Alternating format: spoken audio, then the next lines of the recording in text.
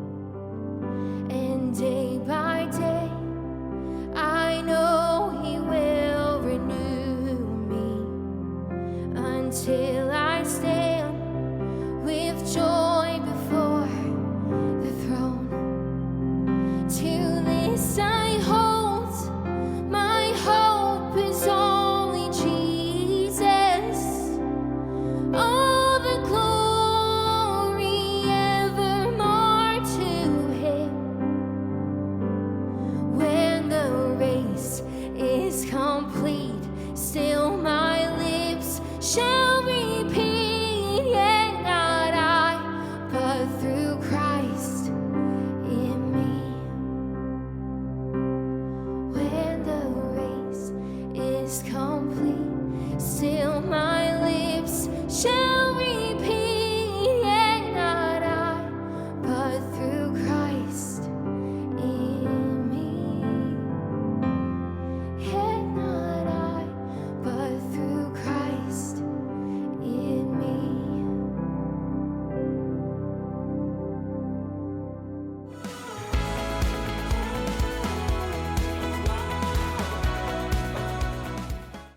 Looking for a quiet, clean, and economical place to stay in central Newfoundland? Emmanuel Convention Center offers hotel and motel rooms, cabins, bunk rooms, and RV lots. We are a family-friendly site featuring nature trails, a playground, and sporting areas. Give us a call today. From envelopes to tractor-trailer loads, Dooley's Trucking caters to all your shipping needs. Capable of meeting all your shipping requirements throughout Newfoundland. Dooley's Trucking is your choice for fast and efficient delivery. Ship with the best. Ship Dooley's. My name is Brandon Lee Mullet. I'm the owner here at Gander Appliance and Furniture, and I'd like to welcome you to our new showroom right here in Gander. We carry a wide variety of furniture brands, including Canadian-made Decorest, Canadel Dining, and a large variety of Ashley furniture. We also carry major appliance brands such as Bosch, Maytag, and Whirlpool. Come visit us at 60 Armstrong Boulevard in Gander or 1 Fairview Street in Lewisport. Closed captioning provided by Terry's Tents, offering services such as printing, embroidery, craft supplies, and canvas fabrication for over 30 years. Located in Happy Valley Goose Bay.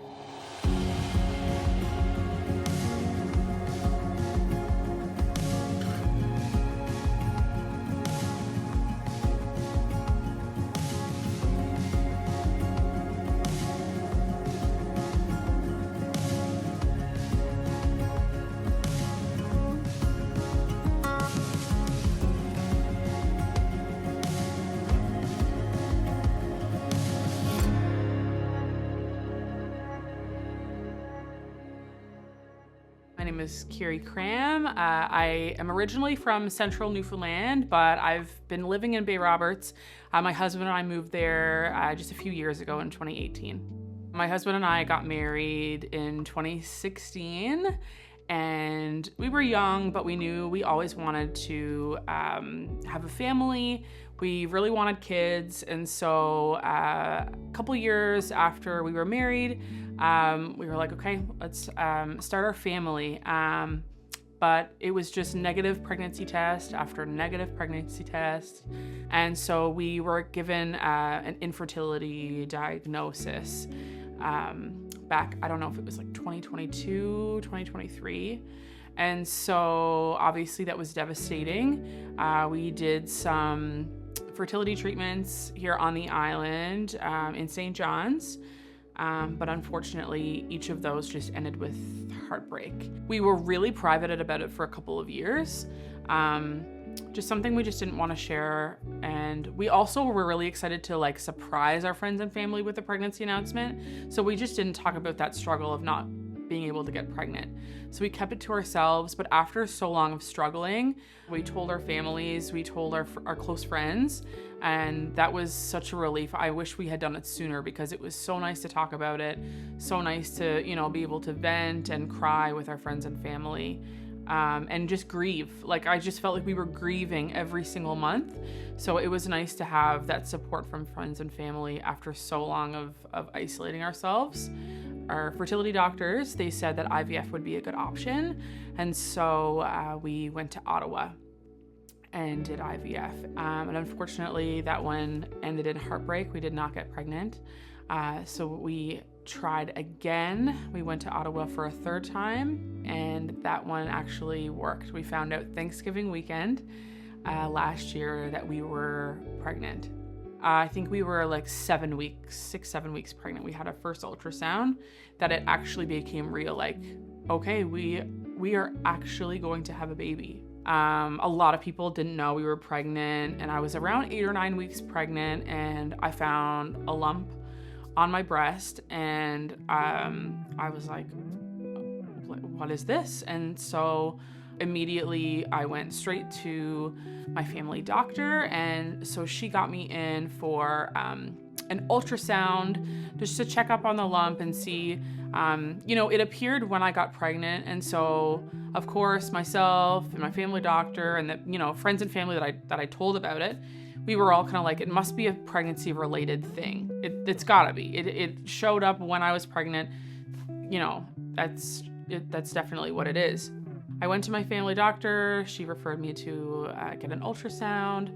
So I went in for an ultrasound, had a really thorough exam, and they said, Kira, I understand why you're concerned, but there's nothing concerning here. This is just a pregnancy-related mass, like a lump. Sometimes that happens when you're pregnant, there's so many changes and hormones. So she said, do not worry about it. But she said, if it does get bigger, if it worsens, you can come back. It's like, okay, finally, that's good. Have those answers. I don't have to worry about this lump. But weeks went by and the lump just did not go away. It actually grew, and you could almost see it growing every day. It was really, really concerning. So I went back to my family doctor, got a last-minute appointment with her. I said, what are we going to do about this? And when she saw how much it had grown in such a short amount of time, she almost fell off her chair. She was like, you need to be seen ASAP to get another ultrasound to see what this is. 2 days later, a Thursday morning, and I got a phone call from my doctor, and she broke the news to me that I did indeed have breast cancer. And it's something that just completely turned our world upside down. After that, it was just appointment after appointment after appointment, meeting with different doctors. I think both things went in my mind. I was like, I am 18 weeks pregnant. How is this going to work? How am I going to get treatment that's safe for myself and the baby? And the first thing that I said to my doctor actually was, am I going to die? There's so many questions immediately that I didn't have the answers to. My mom didn't have the answers to them. We were all completely in the dark. But I met with an oncologist just a couple days later, and she told me that chemotherapy was an option while pregnant. And so 3 weeks after my initial diagnosis, I started chemotherapy. I was reassured by the oncologist and the high-risk OB that the chemo that I was on would be pregnancy safe. So I did my first round of chemo. I felt good physically. Of course, very nervous for the baby. I was considered then high risk. I had a high risk pregnancy. And thankfully, every ultrasound that I did, our baby looked great. And so she looked like she was growing the way she should, looked really healthy. So we were so grateful for that. And they told me that if the chemo would work, I would see the tumor shrink significantly very quickly. But I didn't see any shrinking, and it was really painful. I mean, at this point, it was a 5-pound tumor, so it was very, very painful. 3 weeks after the third round of chemotherapy, my doctor decided that I needed to just get that tumor removed surgically. The chemo wasn't doing anything, so I had surgery when I was 30 weeks pregnant. Not ideal, but again, I met with the high-risk OB and my oncologist and my surgeon. So I had some relief in that. Going into the surgery, I knew that the baby would be protected.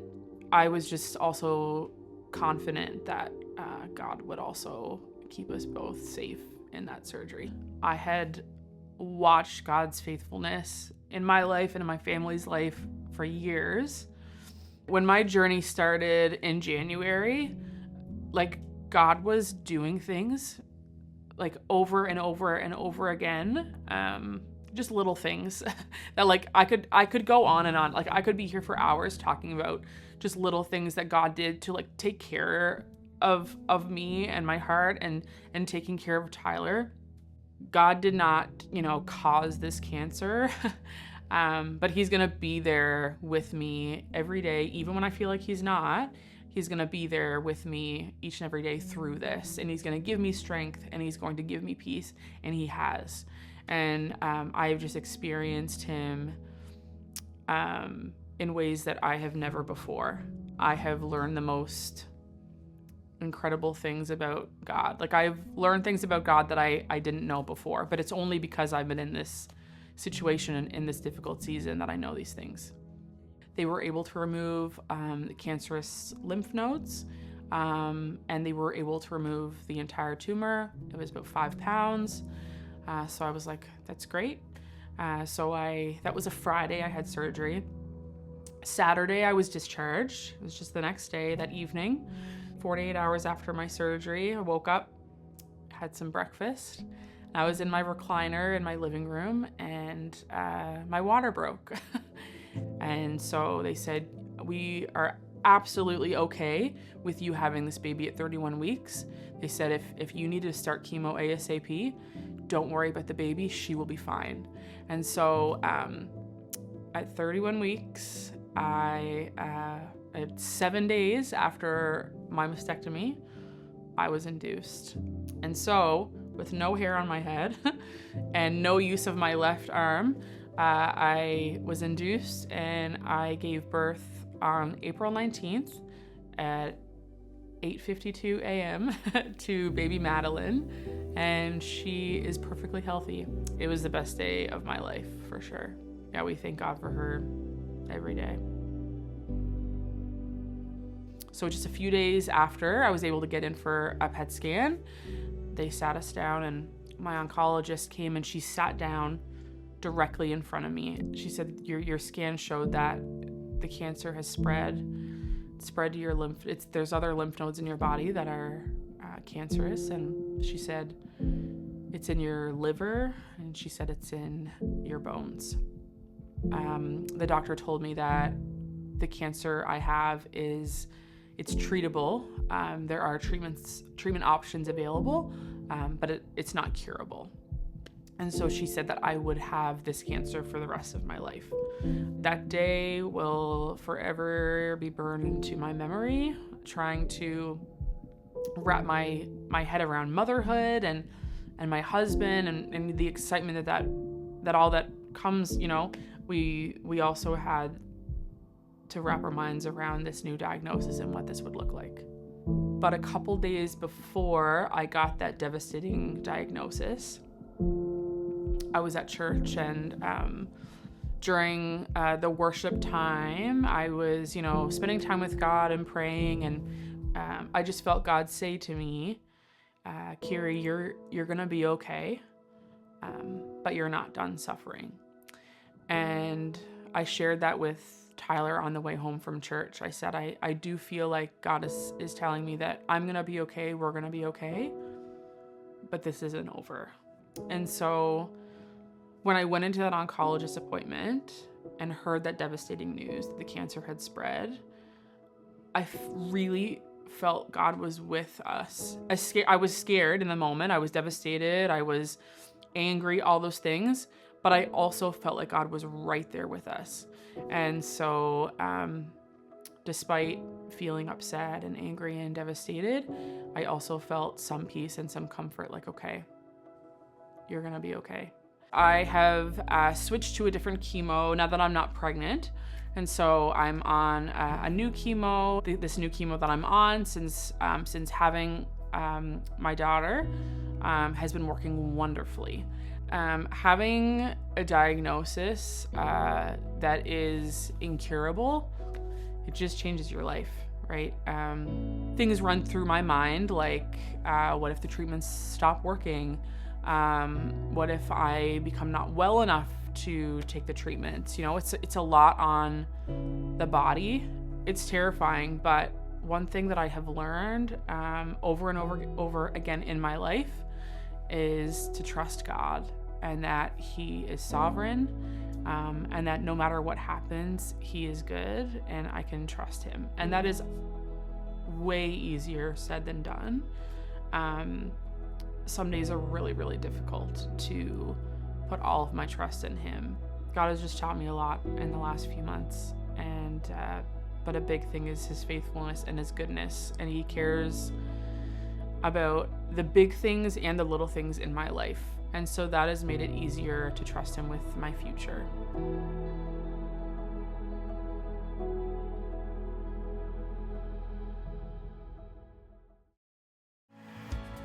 Still to come in today's show, The Bottom Line with Mike Freake, and more music from Candace Penney when Heart Matters returns.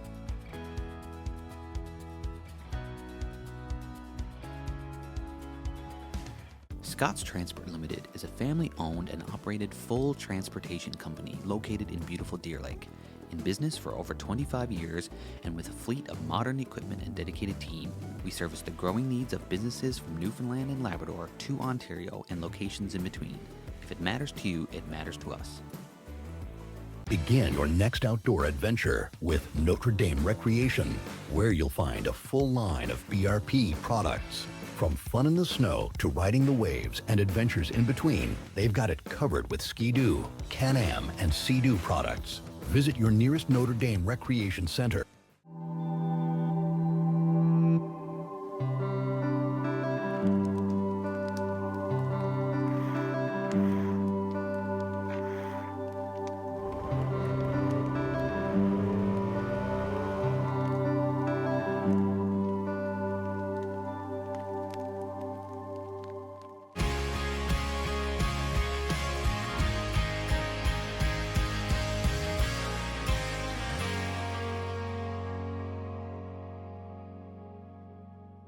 I'm standing today on a street that used to be in the heart of Gander. If you walk through the old town site today, it's pretty quiet. But if you pause for a moment, you can almost imagine what it once was.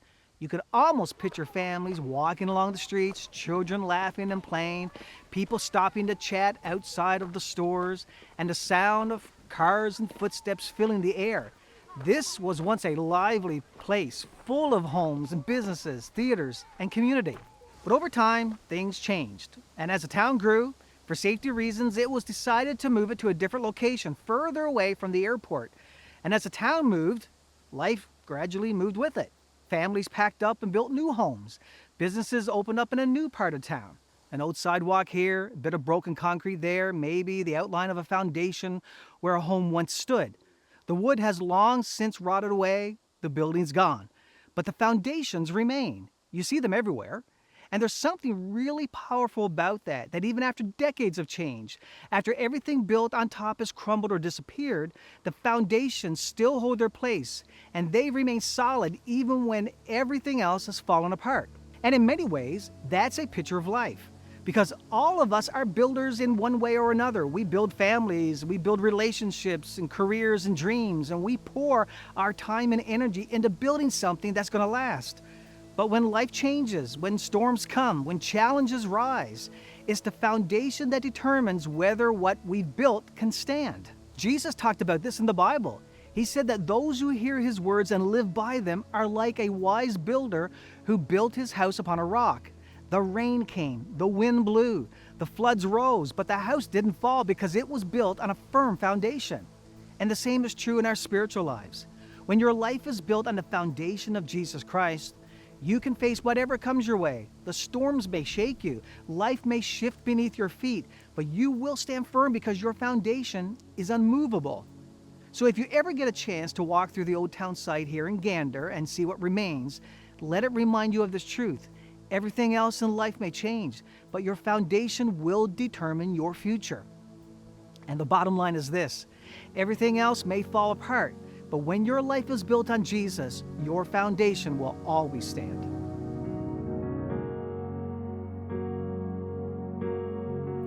Great and Marine set at 103. Write scripture on your heart for when you need it. 'Cause anxiety hates Psalm 23. So just say it to yourself, for you believe it. And I'm feeling like I'm needing it right now. The Lord is my shepherd, I shall not want. He leads me by still waters till my fears are gone. Though I walk through the valley of the shadow of death, oh, I know you are with me, my Father, my friend. Your goodness and mercy will follow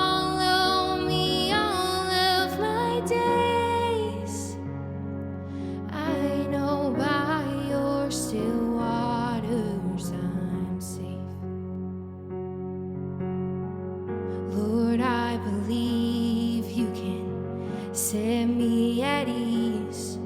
Turn this broken piece of me to peace and quiet. I know there's power in your word, so I'll say it over and over till my soul's reminded. The Lord is my shepherd, I shall not want. He leads me by still waters till my fears are gone. Though I walk through the valley of the shadow of death, though I know you are with me, my Father, my friend. Your goodness and mercy will follow me all of my days. I know by your still waters I'm safe. Still waters run through any valley I could find. I'm laying fear down here at heaven's riverside. Your word has been true in every season of my life. I believe. Still waters run through any valley I could find. I'm laying fear down here at heaven's riverside. Your word has been true in every season of my life. I believe. The Lord is my shepherd, I shall not want. He leads me by still waters till my fears are gone. Though I walk through the valley of the shadow of death, though I know you are with me, my Father, my friend. Your goodness and mercy will follow me all of my days. I know by your still waters I'm safe.